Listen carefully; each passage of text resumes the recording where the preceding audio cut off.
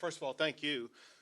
As General Paxton was talking about, the state of Texas is having to battle in court against the Biden administration for the Biden administration's abandonment of its obligation to secure the border. And one way in which we are able to battle against the Biden administration is through the court system. And not only has Kim Paxton stepped up and brought the legal actions that were needed, he's been winning those legal actions. And that has been a tremendous help to the people of Texas. To all of the attorneys general who join with us here today, as you all know, you are the top law enforcement officers in your respective states. That's not only a powerful role, it's an important and essential role. I thank you for the role that you play, but as you go about your daily duties in waging legal challenges to make sure that you're using the law to keep your community safe and keep your communities better, it is astonishing that one lawbreaker that we are having to wage legal action against is the President of the United States. There are laws passed by the United States Congress that the President is not enforcing. There are United States constitutional provisions that the President is not upholding. Somebody has to hold the President accountable for his abandonment of the rule of law in this country, and it is you all, the Attorney Generals across the entire country. You also need to do it not just because the Biden administration is abandoning the rule of law, but because the consequences of Biden's open border policies, because of the consequences of Biden's refusing to enforce the laws passed by Congress. Every single one of your states, the residents of your states, are facing consequences, sometimes deadly consequences, because of Biden's open border policies. You mentioned fentanyl. As you're going to hear more momentarily from the director of the Texas Department of Public Safety, who will elaborate on what I'm about to say. Over the past calendar year, the Texas Department of Public Safety and law enforcement here in Texas, they have seized enough fentanyl to kill every man, woman, and child in each of the states gathered here. I said that wrong. Every man, woman, and child in all of the states gathered here combined. That is how deadly this is. Doses to kill more than 222 million Americans are sweeping our states for one reason only. Joe Biden does not care that fentanyl is invading our states. If you look at the population group between the ages of 18 and 45, the leading cause of death over the past year is not COVID, is not cancer, it's not car wrecks. The leading cause of death of our fellow Americans ages 18 to 45 is fentanyl. And President Biden is doing nothing to address that fentanyl problem. The fentanyl is coming in from China through Mexico into the United States. Joe Biden does not care that people are dying today because of the open border policies that is allowing fentanyl to come into our country. There's another horrific crime occurring as a result of Biden's refusal to enforce the immigration laws, because of Biden's open invitation provided to the cartels to smuggle across our border victims of human trafficking and to continue to perpetuate that human trafficking across America. Either all of the states represented here today or almost all of the states represented here today, they have human trafficking going on in their states as a result of the Biden open border policies. Joe Biden doesn't care about victims of human trafficking. If he cared, he would step up and do something about it. But he does not care about the carnage that he's causing to lives and communities across the entire country. As long as he can support his woke agenda, he's fine with American suffering.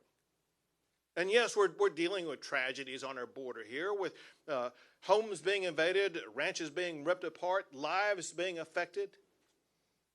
But just as important, those lives are being affected across the entire country. Well, Texas is stepping up to do the federal government's job. We're not going to sit idly by while Joe Biden refuses to enforce the law. Texas is going to do everything needed for Texas to step up and secure the border. That included the state legislature appropriating $3 billion of Texas taxpayer money for Texas to secure the border. And that money goes to pay for additional Department of Public Safety officers, as well as about 10,000 National Guard, for them to step up and do what the federal government should be doing, and that is to secure our border. In addition to that, they are arresting smugglers, human traffickers, drug dealers, cartel members. They're arresting anybody who's coming into the state of Texas and violating a Texas law. It includes people who are illegally trespassing on Texas land who've come across the border illegally. And they are doing a tremendous job of addressing that. For Texas to be able to step up and better enforce the rule of law on our border and deal with the consequences of our border. This past year, I signed 15 new laws to crack down on the horrific crime of human trafficking. We created a new law to crack down on the manufacture or distribution of fentanyl, which is a felony that will put these people behind bars. And now Texas is building our own border wall because Biden is not stepping up to secure the border the way that it needs to. And so I thank all the attorneys general for being here to help us fight this on a national basis. As law enforcement officers from across the country, we join together because we all believe in something that the country was founded upon, and that is the rule of law. The rule of law that Joe Biden has abandoned. The rule of law that we, as law enforcement officers and governors, are going to step up and address. I know firsthand the important role that an attorney general can play in assisting governors. And so I thank you for the role that you're playing in assisting your governor, where collaboratively you all are protecting the safety and security of your communities. I wouldn't be doing my job if I didn't leave you all a proposed action item. There's something that I know the Attorney General of Texas has done. What I don't know is if you did it in collaboration with any other attorneys general across the country. We as a state, and General Paxton as the Attorney General, we've been working long before Biden's open border policies to crack down on the horrific crime of human trafficking, to try to eradicate human trafficking.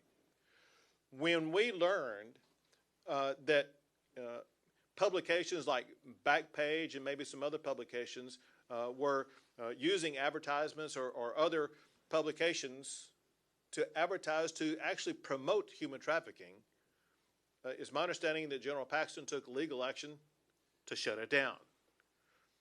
An action item that I would like to propose for General Paxton to consider with you all considering to join him. And that is, there is a horrific crime taking place as we gather here today. As Colonel McCraw can tell you more about here momentarily. Cartels in Mexico are using TikTok to advertise to recruit smugglers in Texas and San Antonio, Houston, and other cities in Texas and maybe some other states to advertise for smugglers for pay for them to smuggle people here in Texas, which would include victims of human trafficking. That must be shut down. And just like I think an injunction was taken against Backpage, similarly, possibly, an injunction could be used to shut down TikTok in its use of its device and platform to allow criminal activity to be perpetuated that leads to horrific human trafficking. TikTok should be ashamed, condemned, and have a legal action brought against it for promoting human trafficking in Texas and the United States of America. And so I thank you all very much for the role you all play. But I know for a fact that the person who's at the tip of the spear in dealing with the broken border crisis that Biden has created is the director of the Texas Department of Public Safety. His name is Steve McCraw. And Director McCraw, I turn it over to you at this time.